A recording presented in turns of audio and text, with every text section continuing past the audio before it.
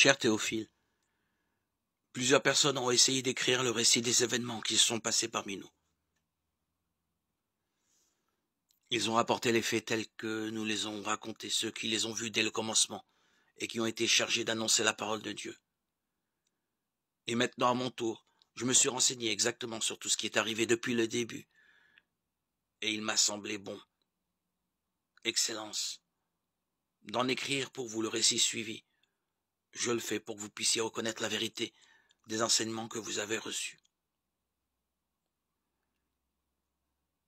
Au temps où Hérode était roi de Judée, il y avait un prêtre nommé Zacharie, qui appartenait au groupe de prêtres d'Abia.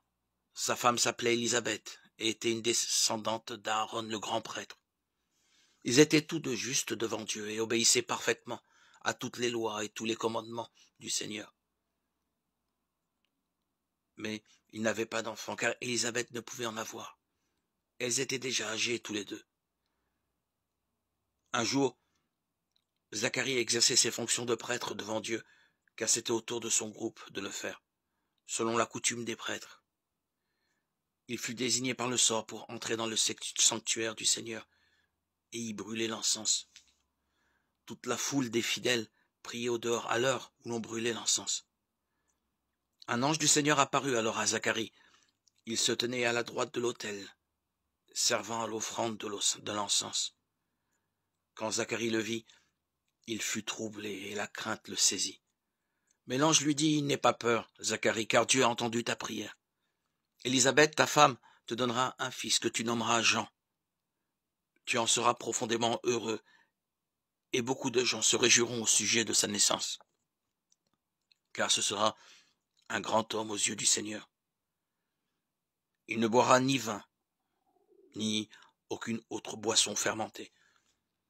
Il sera rempli du Saint-Esprit dès le moment de sa naissance. Il ramènera beaucoup d'Israélites au Seigneur leur Dieu. Il s'avancera lui-même devant Dieu avec l'esprit et la puissance du prophète Élie, pour remettre d'accord les pères avec leurs enfants et ramener les désobéissants à la sagesse des hommes justes. Il formera un peuple prêt pour le Seigneur. » Mais Zacharie dit à l'ange, « Comment saurais-je que cela est vrai, car je suis vieux et ma femme aussi est âgée. » Et l'ange lui répondit, « Je suis Gabriel, je me tiens devant Dieu pour le servir. Il m'a envoyé pour te parler et t'apporter cette bonne nouvelle. Mais tu n'as pas cru à mes paroles, qui se réaliseront pourtant au moment voulu. C'est pourquoi tu vas devenir muet et tu seras incapable de parler, jusqu'au jour où ces événements se produiront. »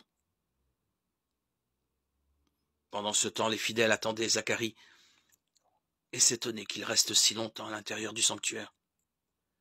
Mais quand il sortit, il ne put leur parler, et les gens comprirent qu'il avait eu une vision dans le sanctuaire. Il leur faisait des signes et restait muet. Quand Zacharie eut achevé la période où il devait servir dans le temple, il retourna chez lui. Quelque temps après, Élisabeth, sa femme, devint enceinte, et elle se tint cachée pendant 5 mois. Elle se disait, « Voilà ce que le Seigneur a fait pour moi. Il a bien voulu me délivrer maintenant de ce qui causait ma honte devant les hommes. » Luc 1, 1, 4, 1, 5, 25.